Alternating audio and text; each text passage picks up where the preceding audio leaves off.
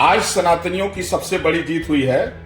मथुरा कृष्ण जन्मभूमि पर उच्च न्यायालय का फैसला आया है कि वहां पर ईएसआई सर्वेक्षण होगा और जहां ईएसआई सर्वेक्षण होगा तो दूध का दूध पानी का पानी, सच्चाई सामने आ जाएगी और हमेशा के लिए विवाद मिट जाएगा।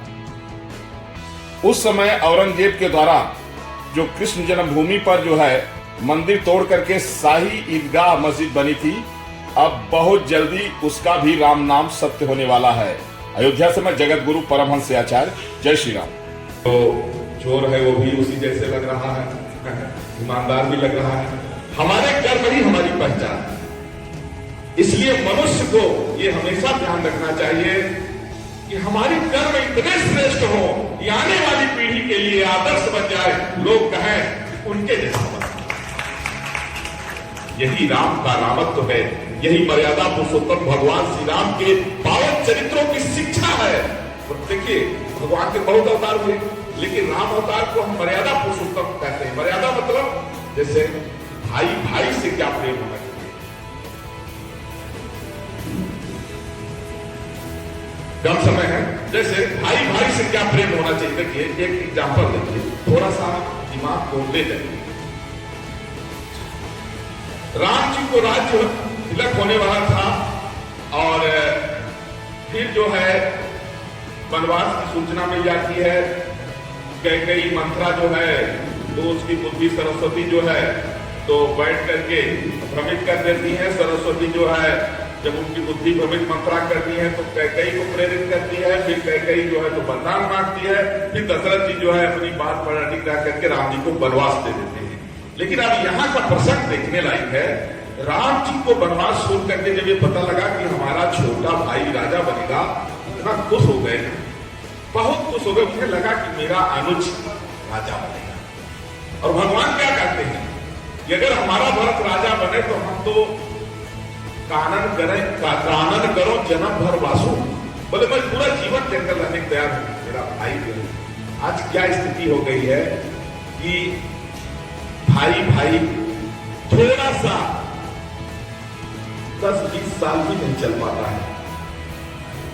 अच्छा फिर देखिए, जब भरत जी जाते हैं राम जी के लिए तो पैर में कुछ पहने नहीं। लोगों ने कहा तो बोले अरे जहां बड़े भाई का चरण पड़ा, छोटे भाई का वहां सिर पड़ना चाहिए।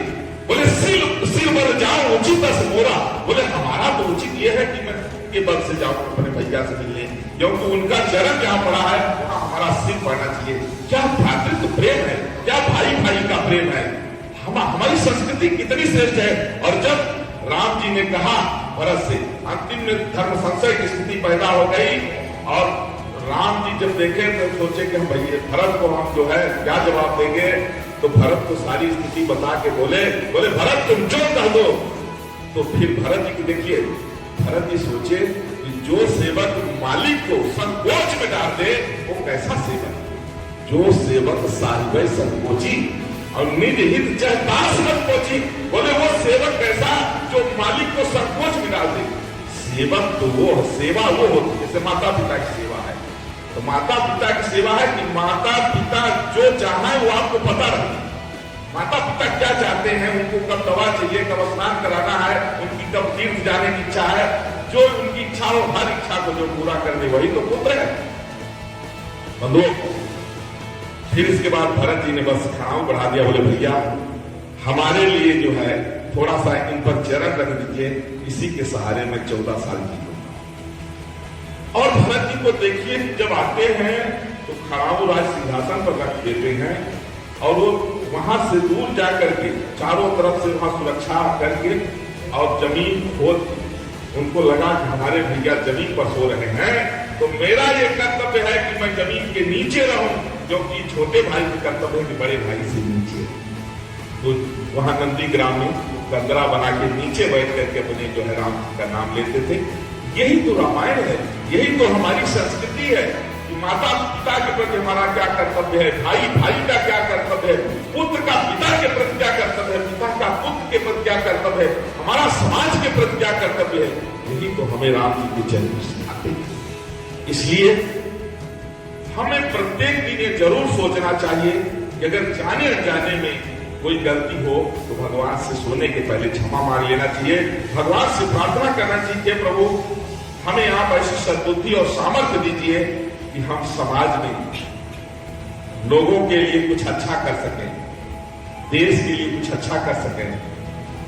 ईश्वर की कृपा से यह बहुत दुर्लभ जीवन है और इसके लिए भगवान के नाम का आश्रय जरूर लेना चाहिए।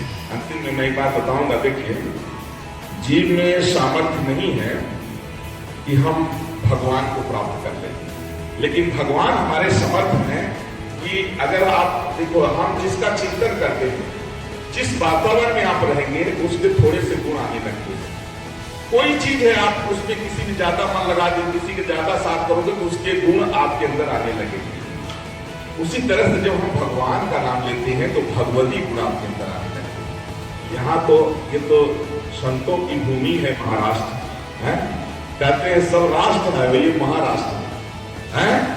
महाराष्ट्र केवल महाराष्ट्र में ही है, बाकी दुनिया में जितने राष्ट्र हो सकते हैं, लेकिन महाराष्ट्र तो महाराष्ट्र ही है। ये संतों की भूमि है।